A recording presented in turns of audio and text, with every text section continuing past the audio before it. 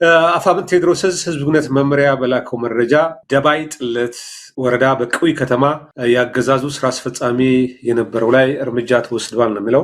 አቶ ታሪኩ ምን ዋጋው የደባይ ጥለት ወረዳ ብልጽግና ጽህፈት ቤት ወጣቶች ሊግ ኃላፊና የምርጫ አስፈጻሚ ካድሬ ከምሽቱ 3 ሰዓት ላይ በቅዊ ከተማ በተወሰደበት እርምጃ ህይወቱ አልፏል ነው የሚለው። በተመሳሳይ ሰዓት የወጀል ከተማ ብልጽግና ጽህፈት ቤት ወጣቶች ሊግ ኃላፊ ሆነው አቶ ጤና ወንዴ በ26ኛ ኮር 34ኛ ክፍለ ጦር እንደዚሁ እርምጃ ተወስዶበታል ነው የሚለው። በሌላ በኩል የ74ኛ ክፍለ ጦር ጎንቻ ሲሶ ነሴ ወረዳ የባህረ ጊዮርጊስ አዝዘው አስቻለ ዳምጤ የተባለ ምርጫ አስፈጻሚ አስተባባሪ በንስሮቹ 74ኛ ክፍለ ጦር በቁጥጥር ስር ውሏል። በፎቶ አስደግፈው ነው ምናልባት አላደረስኩትም ሰውነት የላኩት።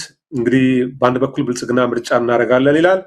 በሌላ መልኩ ከእንግዲህ የገዢው ፓርቲ አባላት በተለይ ብልጽግና ፓርቲ አመራር ምርጫ አስፈጻሚ ነው በምስራቅ ምዕራብ ጎጃም ሲንቀሳቀሱ ከፊሉ እርምጃ ተወስዶበታል፣ ከፊሉ በቁጥጥር ስር ውሏል ነው የሚለው። እጅግ ያሳዝናል። እንግዲህ ወዴት እየሄደ እንደሆነ